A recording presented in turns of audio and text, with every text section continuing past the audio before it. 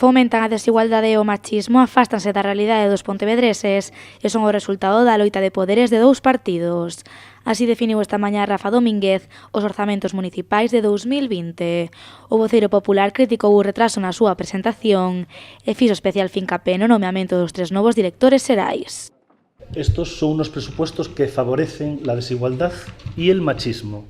Quiero decirlo, hay una dotación económica para 3 directores xerais que se unen a un cuarto, y yo creo que el gobierno local no ha hecho lo suficiente para conseguir una igualdad real en un proceso en el que debió incentivarse la presencia de mujeres en cargos de responsabilidad.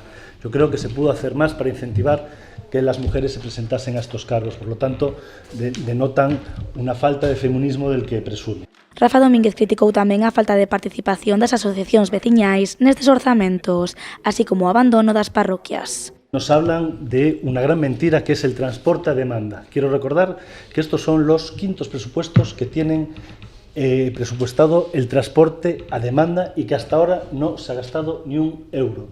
Después de 5 años en los que están los presupuestos, ahora nos dicen que van a hacer un estudio. Por lo tanto, esto es una gran mentira, lo del transporte a demanda, que no creo que lo veamos ni siquiera en estos presupuestos.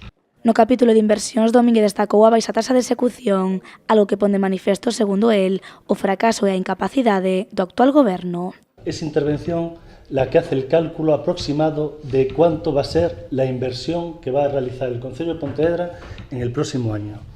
Y habla de 3.575.648,3 millones de euros.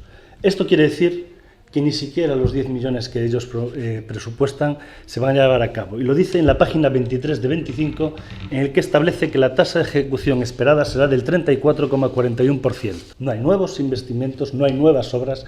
Todas las obras que hay vienen de atrás, o la mayoría de las que hay, y no se especifica qué obras se van a hacer en el presupuesto, por lo tanto, se incumple una normativa en la realización de presupuesto. Para o voceiro popular, estes orzamentos esquécense do que realmente lles interesa aos pontevedreses, o emprego, o tráfico e a necesidade de crear máis aparcamentos. Estes presupostos irán a debate este venres no pleno municipal.